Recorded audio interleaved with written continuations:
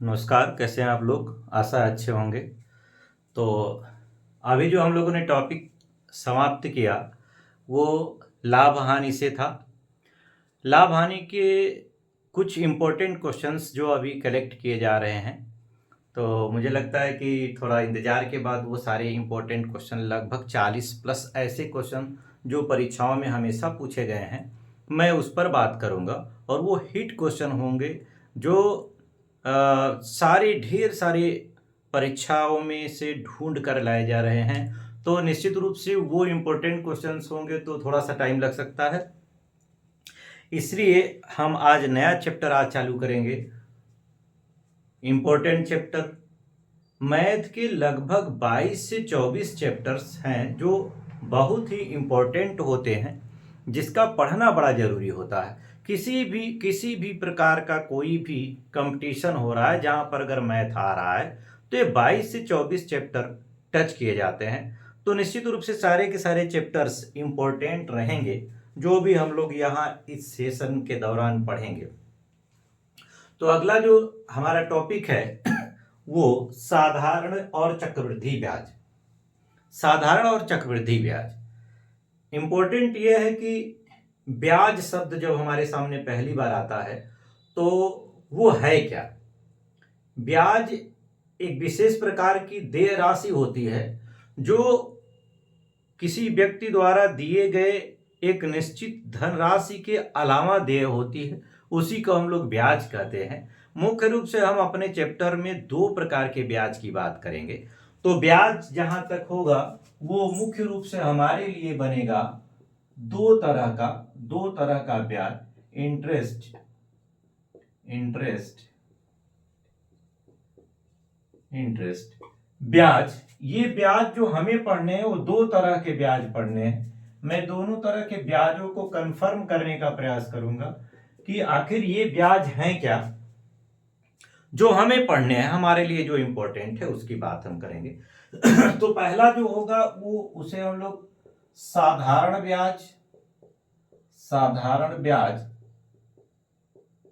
या simple interest कहेंगे। Simple interest इसे हम SI से व्यक्त कर लेंगे, साधारण ब्याज या सिंपल इंटरेस्ट। और दूसरा होगा चक्रवृद्धि ब्याज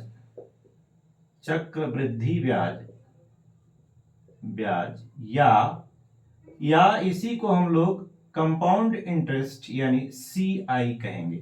कंपाउंड इंटरेस्ट CI। साधारण ब्याज और चक्रवृद्धि ब्याज। साधारण ब्याज और चक्रवृद्धि ब्याज दोनों की कुछ विशेषताएं हैं जो हमें याद रखनी होंगी। उससे पहले हमें एक बात, कुछ इंपॉर्टेंट नोटेशंस इसके याद रखने होंगे। तो हम सबसे पहले तो नोटेशंस की बात कर लेंगे। आपको एक धनराशि मिलेगी जिसे मूलधन कहा जाएगा। मूलधन, इस मूलधन को हम लोग पी से व्यक्त करेंगे, पी से। और फिर मिलेगा मिश्र धन जिसको हम लोग ए से व्यक्त करेंगे। फिर इसमें एक राशि मिलेगी दर, जिसे आर से व्यक्त करेंगे। और एक और राशि मिलेगी समय, जिसे हम लोग टी से व्यक्त करेंगे। और एक और नोटेशन में प्रयोग किया जाएगा गुना, जिसे हम लोग एन से व्यक्त कर देंगे। तो सबसे पहले ज्यादा जरूरी है मूलधन क्या है। मूलधन क्या है, मैं ये मान के चल रहा हूं कि सारे लोग पहली बार पढ़ रहे हैं, तो वो मैं कोशिश करूंगा कि कोई भी टॉपिक छूटना नहीं चाहिए।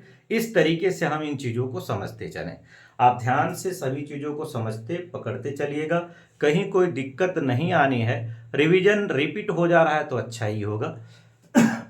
तो मूलधन वह राशि होगी जो पहली बार लेन देन की जाती है। प्रथम बार लेन देन की जाने वाली, लेन या देन की जाने वाली राशि, वह राशि जो पहली बार ली जाएगी किसी से या दी जाएगी किसी को, तो उसे हम लोग मूलधन कह लेंगे। अब दूसरा जो मिश्र धन है, मिश्र धन क्या है? कुछ एक निश्चित समय के बाद जो एडिशनल धनराशि होगी, जो एक्स्ट्रा धनराशि बन जाएगी, उसको जोड़कर मूलधन में रख लिया जाए तो उसे हम लोग मिश्र धन कहेंगे। तो इसमें मूलधन और ब्याज की राशि जुड़ी रहेगी। तो वह राशि जिसमें मूलधन भी रहेगा और ब्याज की राशि भी रहेगी उसे हम लोग मिश्र धन कहेंगे। दर क्या होगा? एक निश्चित धनराशि पर निश्चित अमाउंट जो एडिशनल मिलने वाली है, अलग से जुड़ने वाली है, वो कितने समय पर कितना मिलेगी उसको हम लोग दर कह लेते हैं। जैसे 10% वार्षिक है तो 100 रुपए में 10 रुपए हर एक वर्ष में मिलेगा, तो उसे हम लोग दर कहेंगे। समय उसमें जो भी दिया रहेगा, 1 साल 2 साल 3 साल 5 साल जो भी दिया रहेगा वो हो जाएगा। और गुना मतलब 1 गुना 2 गुना 4 गुना 6 गुना। तो मुख्य इसमें दो चीजों को जानना ज्यादा जरूरी था व्यवहारिक रूप से स्टार्ट में, कि मूलधन क्या है, मिश्र धन क्या है, दर क्या है, समय क्या है और गुना क्या होगा। ये नोटेशंस आपको कंफर्म होने चाहिए। तो मुझे लगता है ये बात आपको कंफर्म हुई होगी कि ये नोटेशंस क्या है, इनको किससे व्यक्त किया जाएगा, ये भी बड़ा जरूरी होता है। तो इसके आगे अब मैं जरा इन दोनों प्रकार के जो ब्याज हैं इसमें कुछ इंपॉर्टेंट बातें होती हैं जो बहुत ही जरूरी है याद रखना या जानना। जैसे दो इंपॉर्टेंट बातें दोनों की मैं बताने जा रहा हूं आपको। दो इंपॉर्टेंट बातें। पहली बात, मैं साधारण ब्याज से शुरू करूंगा। साधारण ब्याज की क्या विशेषता होगी? साधारण ब्याज में पहली बात मैं लिख रहा हूं, ब्याज की राशि जो है, ब्याज सदैव मूलधन पर ही लगता है, मूलधन पर लगता है। ये इंपॉर्टेंट बात है, आप ध्यान रखिएगा। इसके आधार पर हम लोग ढेर सारे क्वेश्चन आगे के लगाएंगे। क्या करें? ब्याज सदैव मूलधन पर लगता है। ब्याज हमेशा कहां लगेगा? मूलधन पर। किस प्रकार के ब्याज में? साधारण ब्याज में। साधारण ब्याज में ब्याज हमेशा मूलधन पर लगेगा। दूसरी बात, प्रत्येक वर्ष ब्याज की राशि समान होगी। प्रत्येक वर्ष ब्याज की राशि बराबर मिलेगी। पहले साल जितना ब्याज मिलेगा अगले साल भी उतना ही ब्याज मिलेगा, उसके अगले साल भी उतना ही ब्याज मिलेगा, उसके अगले साल, यानी हर साल जो ब्याज की राशि रहेगी वो बराबर ही मिलना है। इसकी जो इंपॉर्टेंट दो बातें हैं, बड़ी बातें, आप ध्यान से समझिएगा। साधारण ब्याज और चक्रवृद्धि ब्याज की कहानी 50% यहीं पर निर्भर करती है कि कोई भी प्रश्न चक्रवृद्धि ब्याज या साधारण ब्याज के माध्यम से हल करने के लिए क्या क्या मूल बातें आवश्यक है, वो इंपॉर्टेंट है। तो मूल बातें मैं आपको बता रहा हूं। इसकी जो सबसे पहली इंपॉर्टेंट बात होती है वो ये है कि ब्याज पर भी ब्याज लगता है। ब्याज पर भी ब्याज लगता है। ब्याज पर भी ब्याज लगेगा। यहां पर ऐसा नहीं है कि केवल मूलधन पर ही ब्याज लगना है। यहां ब्याज 1 साल के बाद मूलधन भी एकत्रित हुआ रहेगा और जो ब्याज 1 साल में आया होगा उस पर भी ब्याज अगले वर्ष के लिए लगेगा। तो ब्याज पर भी ब्याज लगता है। और इसकी जो दूसरी बात है वो प्रत्येक वर्ष ब्याज की राशि बदलती रहेगी। प्रत्येक वर्ष ब्याज की राशि बदलती रहेगी या बढ़ती रहेगी। या बढ़ती रहेगी। अब बढ़ती ही रहेगी क्योंकि ब्याज लगना है तो वो बढ़ेगा ही, घटने वाला है। ब्याज की राशि बदलती रहेगी। क्या दो बातें दोनों की कंफर्म है? साधारण ब्याज में हर साल ब्याज उतना ही मिलेगा, ब्याज हमेशा मूलधन पर लगेगा। चक्रवृद्धि ब्याज में ब्याज पर भी ब्याज लग जाएगा, इसीलिए चक्रवृद्धि, चक्र मतलब घुमा के ब्याज लेगा। ये लिया फिर ब्याज, अगली बार फिर ब्याज पर फिर ब्याज, फिर ब्याज पर ब्याज, इसलिए इसको चक्रवृद्धि ब्याज कहा गया। और दूसरी बात यह है कि हर साल ब्याज बदलेगा। क्यों नहीं बदलेगा? क्योंकि मूलधन पर लगता तो हर बार उतना ही मिलता, ब्याज आया अगले साल का, दोनों पर ब्याज आएगा, वो भी बढ़ जाएगा, तो ब्याज पर भी ब्याज लगने लगेगा। इस तरीके से ब्याज की राशि हर साल बदलती भी रहेगी, बढ़ती रहेगी। सबसे इंपॉर्टेंट और जहां से कम 2 या 3 प्रकार के क्वेश्चन बनते हैं, वो नोट करके एक बात मैं आपको बता रहा हूं। चाहे साधारण ब्याज हो या चक्रवृद्धि ब्याज हो, दोनों में प्रथम वर्ष का उसी मूलधन राशि पर समान दर पर ब्याज बराबर होगा, चाहे साधारण ब्याज हो चाहे चक्रवृद्धि ब्याज हो। मतलब यह है समान मूलधन तथा दर पर प्रथम वर्ष का साधारण व चक्रवृद्धि ब्याज समान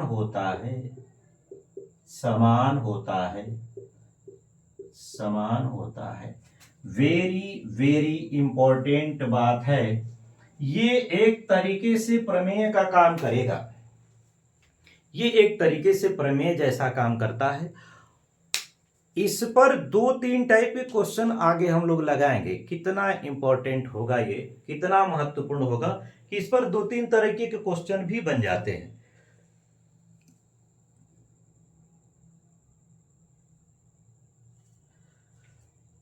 तो जो 4-5 बातें हमने बताई, शायद वो बात आपको समझ में आई होगी। अब आइए हम लोग चलते हैं इस ब्याज के पर्टिकुलर जो टॉपिक्स हैं उस पर, ब्याज के पर्टिकुलर जो टॉपिक हैं उस पर हम लोग चलते हैं। तो ब्याज के जो पर्टिकुलर टॉपिक हैं वहां पर चला जाए। देखिए, कुछ चीजें आज के दौर की हैं जो विकल्प होने के बावजूद भी हम लोग बहुत बढ़िया नहीं कर पा रहे हैं। हमारा मन सधता नहीं है, इसलिए दिक्कत हो जाती है। लेकिन सुविधाओं के होते हुए भी हम लोग उसका यूज नहीं कर पाते हैं। मुझे लगता है ऐसे नहीं करना चाहिए। फिर एक चीज और इम्पोर्टेंट आती है कि आप जिस काम को करना चाहते हो उसको थोड़ा सा मतलब मन लगा के कर लिया जाए। कुछ भी हो, चाहे वो छोटा काम हो या बड़ा काम हो, अगर हम उसे मन लगा कर करते हैं तो निश्चित रूप से संपन्न हो जाता है। बाइबिल में एक कोटेशन है, मैं उसको आपको बताने का प्रयास कर रहा हूं। एक कोटेशन दिया गया है कि जब किसी व्यक्ति ने ईश्वर के प्रतिनिधि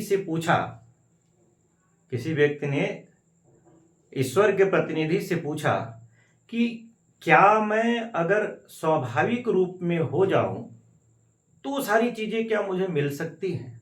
तो उन्होंने एक पॉइंट कोट करके वहां पर बताया, ईश्वर के प्रतिनिधि जिसको कहा जाता है, उन्होंने कहा कि योग्यता के साथ मांगे आपको अवश्य दिया जाएगा। योग्यता होनी चाहिए। आप किस चीज की डिमांड कर रहे हो, क्या उसके योग्य हो? तो योग्यता के साथ किसी चीज को मांगे, आपको अवश्य दिया जाएगा। दूसरा कोट उसका है, वेरी इंपॉर्टेंट कोट है। आप ये जान लीजिए कि जीवन के पूरे रहस्य को उठाकर इन्होंने 3 बातों में रखा है। मैं वो तीनों बातें बता रहा हूं। पहली बात मैंने बताया आपको कि योग्यता के साथ मांगे, आपको जरूर दिया जाएगा। दूसरी बात कहा गया है कि पूरी इच्छा से खोजें।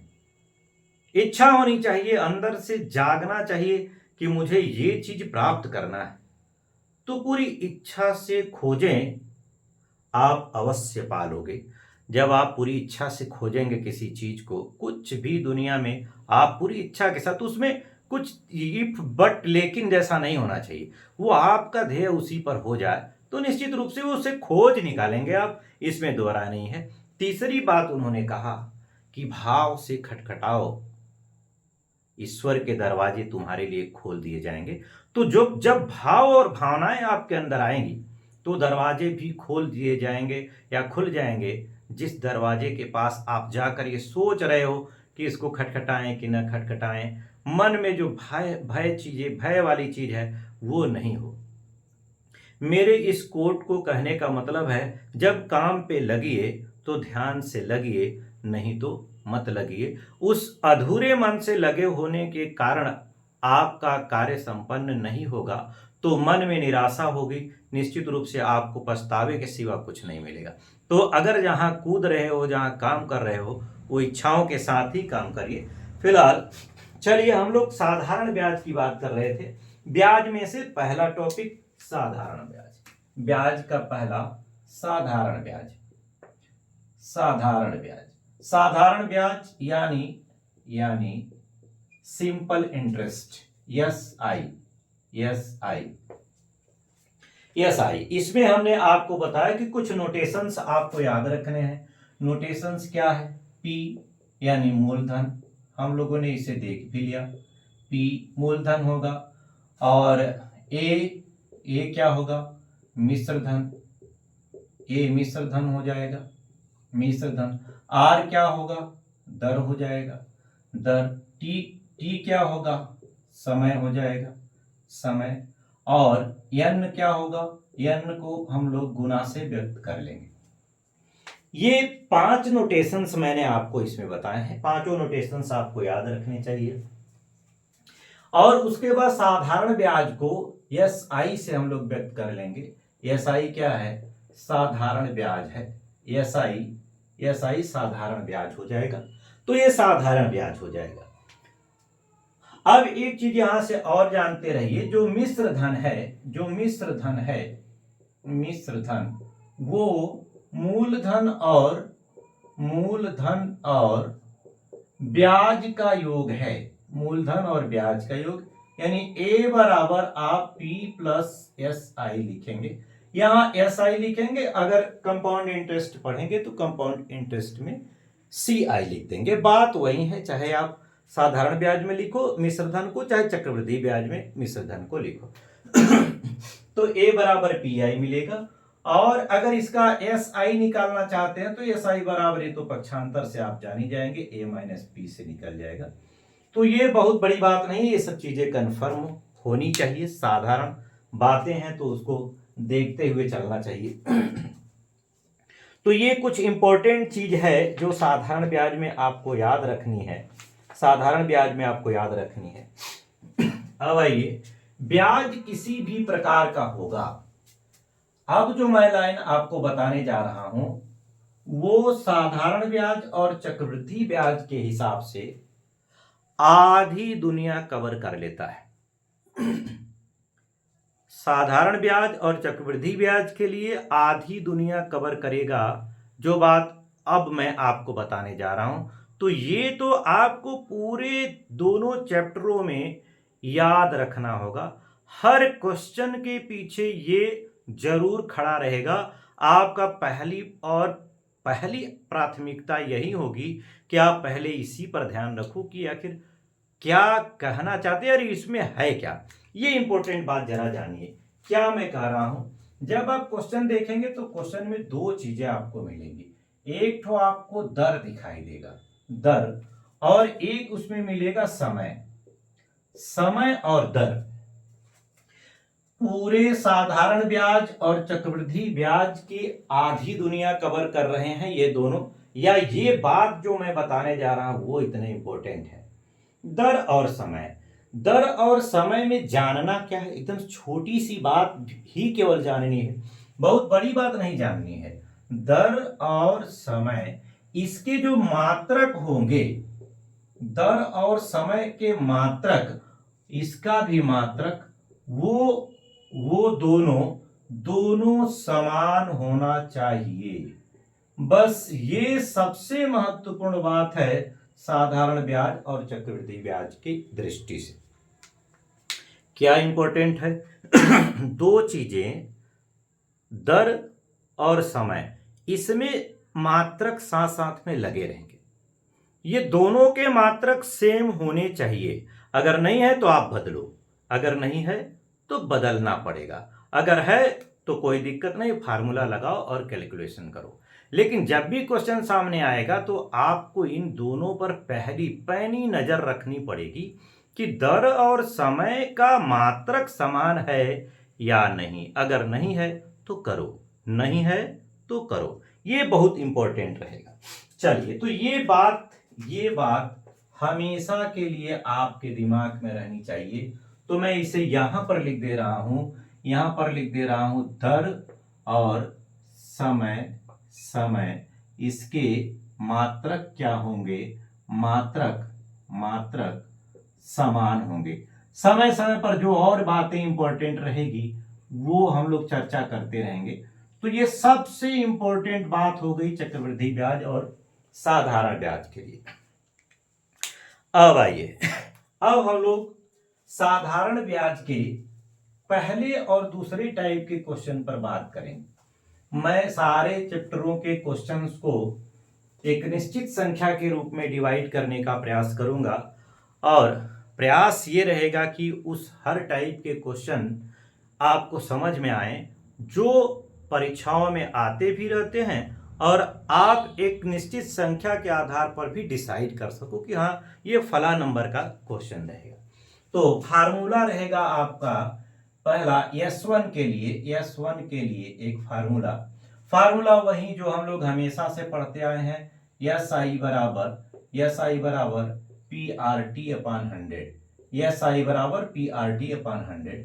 सबसे साधारण फार्मूला और सब जानते हैं, जिसने भी कभी साधारण ब्याज पढ़ा है उनके सामने ये फार्मूला भी आया होगा। दूसरा फार्मूला S2, एक और फार्मूला यहीं पर मिल जाएगा, P बराबर A into 100 upon 100 plus RT। हालांकि दोनों फार्मूले एक दूसरे से कहीं ना कहीं जुड़े हुए हैं, तो इसकी भी जरूरत नहीं होगी, आप इससे भी लगा सकते हैं। एक दो स्टेप बढ़ाना पड़ेगा मात्र, नहीं तो ये दोनों से हम संबंधित क्वेश्चंस देखेंगे। तो यहां पर आप देख रहे हैं कि चार नोटेशंस इसमें प्रयोग किए गए हैं, चार नोटेशन इसमें प्रयोग किए गए हैं, PART और यहां पर SIPRT। तो चार में से कोई तीन देकर एक ठो पूछेगा और क्या कर सकता है। अब फार्मूला ये याद ही है, तो आ जाइए S1 टाइप के क्वेश्चनों के लिए हम लोग बातचीत करते हैं। क्वेश्चन, इस पर आधारित क्वेश्चन, कुछ जो इंपॉर्टेंट चीजें थी वो मैंने बताया, उस पर आप केयर रखिए और हर टाइप के क्वेश्चंस हम लोग देखते चल रहे हैं, निश्चित रूप से आपको सारी बात समझ में आएगी। तो पहला क्वेश्चन इसका है कि 6,000 रुपये का 10% वार्षिक साधारण ब्याज की दर से 3 वर्ष का ब्याज क्या होगा। 6,000 रुपया है, 6,000। स्टार्ट में अगर आप पहली बार क्वेश्चन को मतलब पहली बार चैप्टर पढ़ रहे हैं तो एक चीज और ध्यान रखिएगा, मेरी आपको एकदम स्ट्रिक्टली सलाह होगी कि आप जब कभी भी किसी भी चैप्टर को पहली बार पढ़ रहे हो तो आप उसके फार्मूलों को तब तक बार बार हर क्वेश्चन के साथ लिखो जब तक एकदम कंठस्थ न हो जाए। दूसरी बात यह है कि उसके नोटेशंस के साथ वो जो चीजें दी गई हैं उसको लिखो और जो नहीं दी है या निकालना है उसके साथ क्वेश्चन मार्क लगाओ। तो एक थोड़ा सा मतलब रूटीन में कंडीशन क्लियर हो जाता है कि करना क्या है हम लोग। जैसे इसमें क्या दे रखा है, इन्होंने दे रखा है कि पी बराबर 6,000 रुपया है, 6,000 रुपए हैं। और क्या दिया हुआ है, दर आर दे रहा है 10%, 10% वार्षिक, 10% वार्षिक। और समय टी क्या दे रहा है, टी दे रहा है 3 वर्ष, 3 वर्ष। और क्या पूछ रहा है, एस आई पूछ रहा है, एस आई पूछ रहा है। अब जो मैंने कहा था कि हमेशा एक बात को ध्यान रखिए कि क्या दर और समय का मात्रक समान है। बिल्कुल, ये वार्षिक में है तो वर्ष ही है, और ये वर्ष में है तो वर्ष ही है, कोई दिक्कत नहीं है। इंपॉर्टेंट क्या है, इंपॉर्टेंट ये है कि सारे क्वेश्चनों में सबसे पहले हमें दर और समय के मात्रक देखने होंगे, ये कंठस्थ करना पड़ेगा। तो दर और समय के मात्रक समान है, हमारे लिए कोई दिक्कत नहीं। आप फार्मूला लगाइए, एस आई बराबर P R T upon 100। S I निकालना है, पी कितना है 6000 है, आर कितना है 10, टी कितना है 3/100। तो कट पीट कर लिया जाए, 1 2 0 कैंसिल, 6 3 18, 1800 रुपए, 1800 रुपए इसके ब्याज के रूप में मिलेंगे, 1800 रुपए। दूसरा क्वेश्चन, दूसरा क्वेश्चन एकदम इजी इजी क्वेश्चन है। ध्यान केवल इस बात का रखना है कि दर और समय के मात्रक बराबर हैं कि नहीं है। तो अगला क्वेश्चन क्या है, अगला क्वेश्चन है 6250 रुपए की धनराशि पर 12% वार्षिक दर से 3 वर्ष का साधारण ब्याज क्या होगा। ये आरआरबी में पूछा गया क्वेश्चन है। तो इन्होंने कहा कि जो मूलधन है, यानी मूलधन P बराबर दिया है 6250 रुपए, 6250 रुपए राशि दे दिया है। दर कितना दिया है, दर है 12%, और टी कितना दिया है, टी 3 वर्ष दिया है। हमारा काम है, ये वार्षिक दिया है, ध्यान रखिएगा, ये वार्षिक। पहली बात तो यही चेक करनी थी, बात क्लियर है, कोई दिक्कत नहीं। फार्मूला था एस आई बराबर P R T upon 100, P R T upon 100।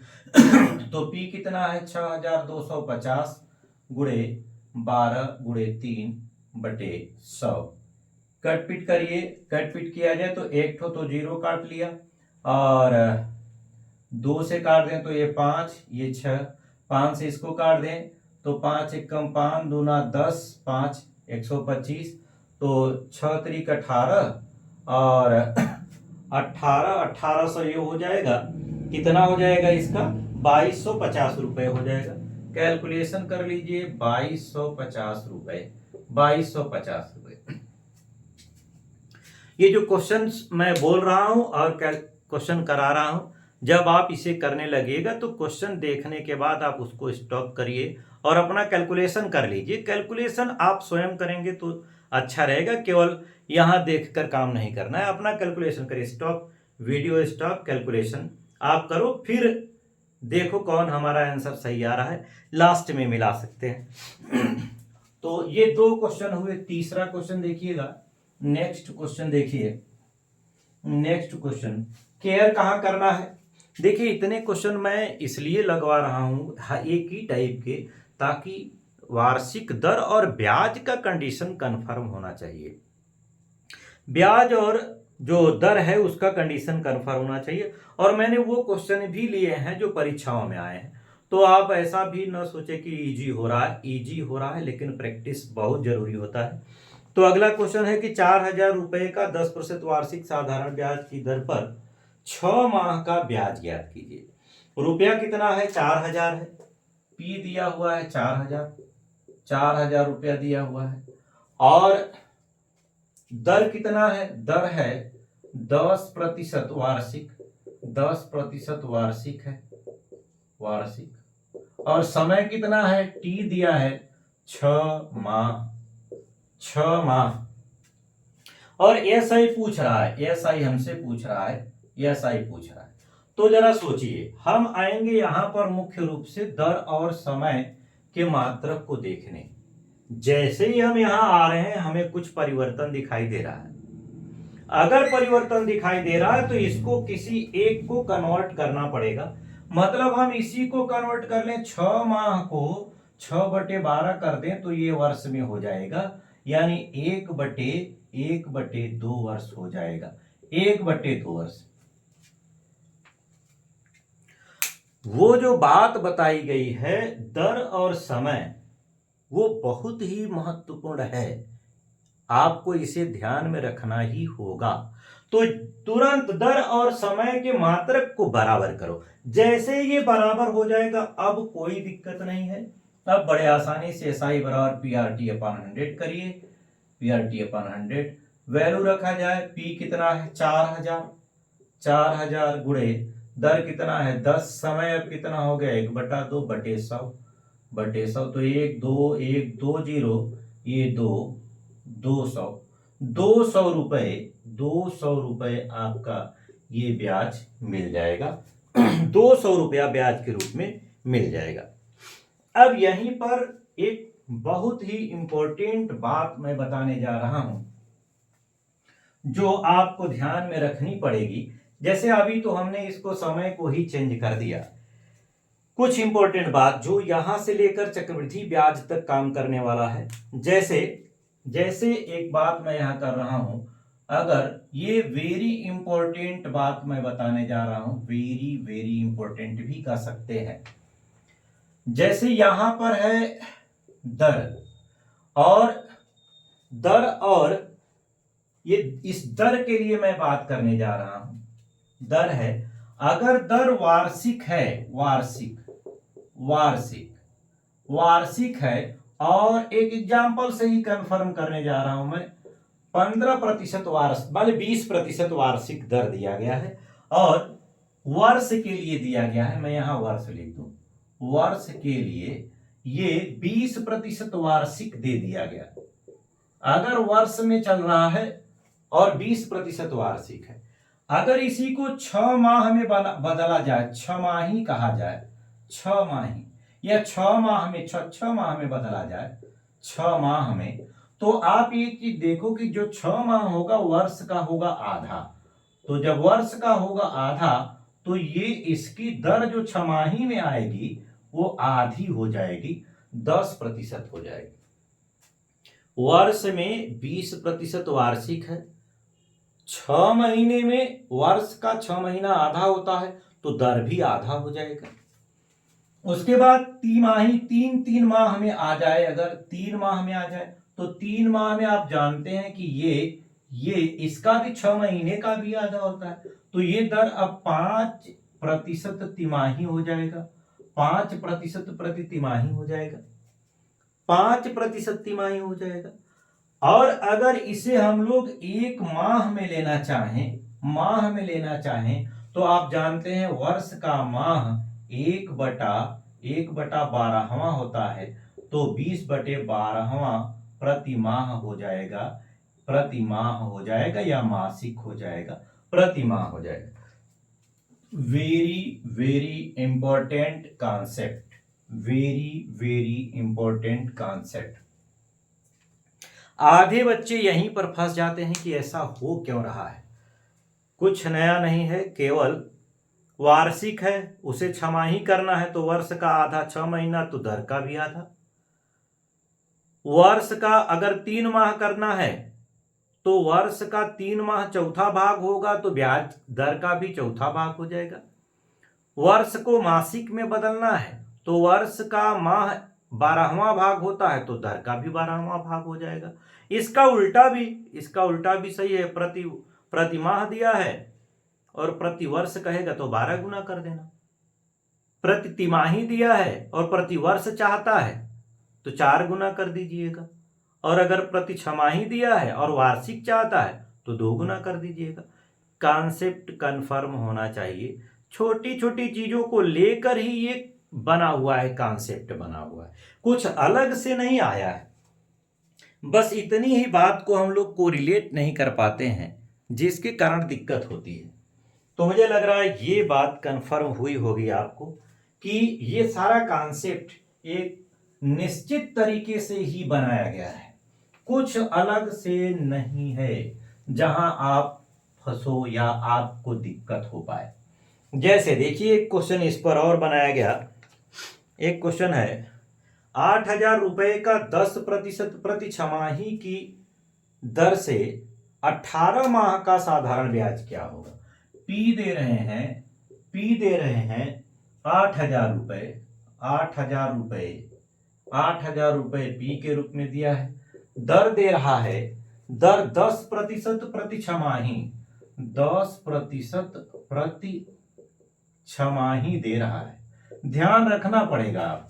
और टी कितना दिया है, समय कितना दिया है, समय दे रहा है, समय दे रहा है 18 माह, 18 माह समय दे रहा है, 18 माह। जरा देखिएगा, ये प्रति 6 माही दर है और ये समय जो है वो 18 माह में है। ये माह में है और ये प्रति 6 माह में है, 6 माह में। तो इसको भी 6 माह में कन्वर्ट कर लो, बात खत्म हो जाएगी। 6 माह कहेंगे तो 3 छमाही बनेगा, 3 छमाही बन जाएगा। अब कोई दिक्कत नहीं है, अब कोई दिक्कत नहीं। दोनों दर और समय के मात्रक को जैसे ही हम समान कर लें, हमारी समस्या खत्म हो जाएगी। अब एसआई बराबर पी आर टी, यानी पी है 8,000, आर है 10। अब समय की जगह पर 3 रखिए बटे 100, 2 जीरो कैंसिल आउट किया जाए, 8 त्रिक 24, 2 जीरो 2400 रुपया, 2400 रुपया इससे ब्याज मिल जाएगा। इसके बाद इससे भी बढ़िया इंपॉर्टेंट एक क्वेश्चन, एक और इंपॉर्टेंट क्वेश्चन। सारे क्वेश्चन एक से बढ़ के एक इंपॉर्टेंट और सब परीक्षाओं में आए हुए, सब परीक्षाओं में आए हुए क्वेश्चन। अगला क्वेश्चन है कि 2500 रुपये का 20% वार्षिक साधारण ब्याज की दर से 73 दिन का ब्याज क्या होगा। आप फिर समझिए, पी दे दिया इन्होंने 2500 रुपये, पी दिया 2500 रुपये, आर दिया हुआ है, आर 20% वार्षिक है, 20% वार्षिक, 20% वार्षिक है यार। और टी कितना दिया है, टी दे रहा है 73 दिन, 73 दिन। हमारा पहला काम क्या है, क्या ये दोनों मात्रक समान है, नहीं है, तो क्या करना पड़ेगा, बनाना पड़ेगा। इसे 3 को अगर वर्ष में बदलेंगे तो 73/365 कर दीजिए, काटेंगे तो ये 1/5 आ जाएगा। 1/5 वर्ष हो गया, 1/5 वर्ष हो जाएगा, 1/5 वर्ष। तो 1/5 वर्ष हो गया। इसका मतलब अब कोई दिक्कत नहीं, एसआई बराबर पी आर टी, पी है 2500, आर है 20, टी है 1/5 बटे 100, 2 जीरो कैंसिल हो गया, 5 चौक 20, 25 चौके 100, 100 रुपये ब्याज देकर जाएगा ये। 73 दिन में ही 100 रुपये ब्याज देकर जाएगा। एक क्वेश्चन जो आपको खुद करना है, आप करके हमें कमेंट में बताइएगा कि वो कितना आया, वो कितना आया। एक क्वेश्चन आपके लिए दे दिया जा रहा है, आप कमेंट में बताइएगा। क्वेश्चन है कि 2000 रुपये की राशि पर 8.25% वार्षिक दर से 7 फरवरी 2022 से 20 अप्रैल 2022 तक के लिए साधारण ब्याज क्या होगा। तो इस क्वेश्चन को आप सॉल्व करके कमेंट में इसका आंसर बताइएगा कि यस आई कितना होगा। ये आप बताइएगा, कैलकुलेट करके आप बताइएगा कि ये कितना ब्याज दे देगा, कितना ब्याज दे देगा। एक इंपॉर्टेंट क्वेश्चन, अगला इंपॉर्टेंट क्वेश्चन, ये आपको करके देना है। अगला इंपॉर्टेंट क्वेश्चन देखिएगा, वेरी इंपॉर्टेंट क्वेश्चन, कम से कम 4-5 जगह मुझे मिला हुआ है। और इस क्वेश्चन को मैं आपके लिए भी छोड़ रहा हूं। आप इसे जैसे ही क्वेश्चन को देखिएगा, आप कैलकुलेट करके पहले अपना आंसर निकाल के फिर उसके बाद इस वीडियो को आगे बढ़ाइएगा।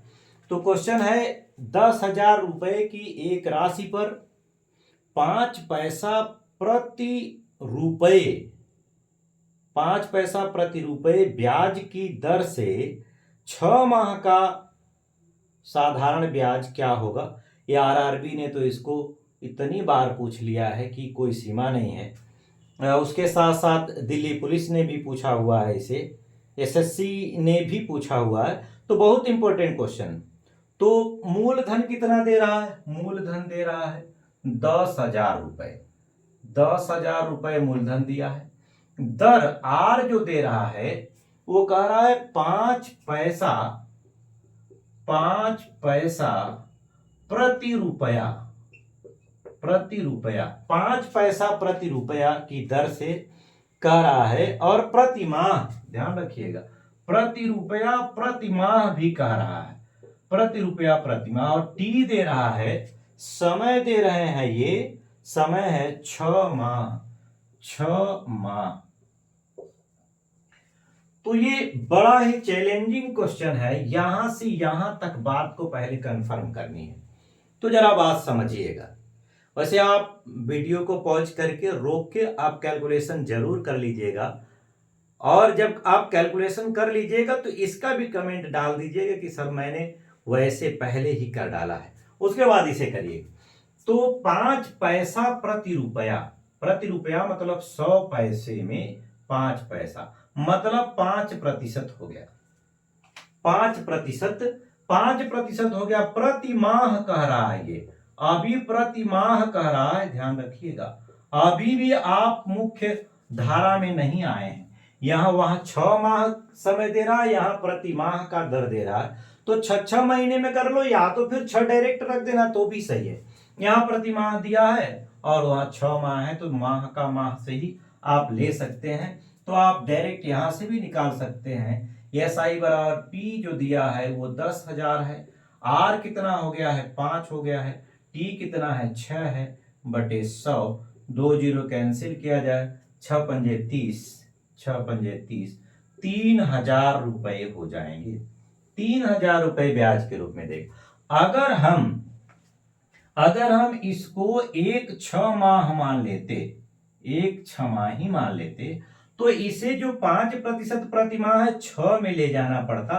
तो इसको 6 माह के लिए ले जाते तो 5 छके 30 हो जाता, 30% ये छमाही हो जाता, 30% छमाही हो जाता। तो हम अब इस वाले से भी कैलकुलेशन कर सकते थे। तो इस वाले से जब कैलकुलेशन करेंगे तो एस आई बराबर पी है 10,000, पी है 10,000, आर हो चुका है 30, टी है 1 बटे 100। तो आप कट पीट कर लेंगे तो फिर से आपको 3,000 रुपए ही मिलेगा, 3,000 रुपए ही मिलना है। मतलब कुल मिला के कोई फर्क नहीं पड़ने वाला है। अगर दर और समय के मात्रक बराबर हैं तो दिक्कत नहीं है, दिक्कत नहीं है। चलिए तो इस टाइप के क्वेश्चन मुझे लगता है अगर ऐसे क्वेश्चन पूछे जा रहे हैं तो आपका पहला ही जो टारगेट होगा मुख्य रूप से वो होगा कि ब्याज की दर और समय का मात्रक समान है कि नहीं। एक क्वेश्चन हम लोग S2 वाले पर भी कर लेंगे, बहुत उससे क्वेश्चन नहीं आते हैं अगर पूछा जा रहा है। जैसे कह रहा है कुछ रुपए 12% वार्षिक दर से 3 वर्षों के लिए साधारण ब्याज पर लिए गए और समय की समाप्ति पर कुल 3400 रुपए दिए गए हों, तो वह धनराशि क्या है। तो क्या क्या दे दिया इन्होंने, ए दे दिया है मिश्र धन 3400 रुपया, पी पूछ रहा है कितना दिए पैसा दिया गया, आर दिया गया है, आर कितना है 12%, आर 12%, टी कितना है, टी दे रहे हैं 3 वर्ष, 3 वर्ष है। तो पहली बात तो ये वार्षिक है, वार्षिक है हमारा पहला टारगेट, पहला निशाना तो यही होना चाहिए। क्या ये समान है, हाँ बिल्कुल समान है, तो आधा काम हमारा खत्म। अब इसका जो फार्मूला होता था P बराबर A इंटू 100/100 प्लस RT, तो यहाँ कैलकुलेशन कर लिया जाए। A कितना है, A है 3400 गुणे 100 बटे RT है 12×36 और 36 और 100 136 हो जाएगा। 4 से काट दें तो ये 4×3 12, 4×4 16, 25×4 100, ये 34 से 34 काट दें, 100 हो गया। तो 2500 रुपये हुए होंगे। जो 2500 रुपये लिए गए थे उसी का मिश्र धन 12% सॉरी ठीक 12% वार्षिक दर से 3 वर्ष में 3400 रुपये देगा। वो धनराशि है 2500 रुपये। तो मुझे लगता है कि ये पूरा आज का जो क्लास रहा वो आपको निश्चित रूप से पूरी बात समझ में आई होगी। एक एक बात अगर क्लियर नहीं है तो आप एक बार रिवाइज करके चेक कर लीजिएगा, और अगर फिर भी कोई दिक्कत है तो आप कमेंट में बात कर सकते हैं। अगर मुझसे संभव होगा तो आपके उस डाउट का निराकरण मैं कर दूंगा। तो इसके बाद जो क्वेश्चंस आएंगे वो सीधे ट्रिकी फार्मूले पर आधारित होंगे। ये क्वेश्चन और ये आंसर इस तरीके से आप अगले वीडियो में आप इम्पोर्टेंट क्वेश्चनों को देख सकते हैं। आज के लिए बस इतना ही, धन्यवाद।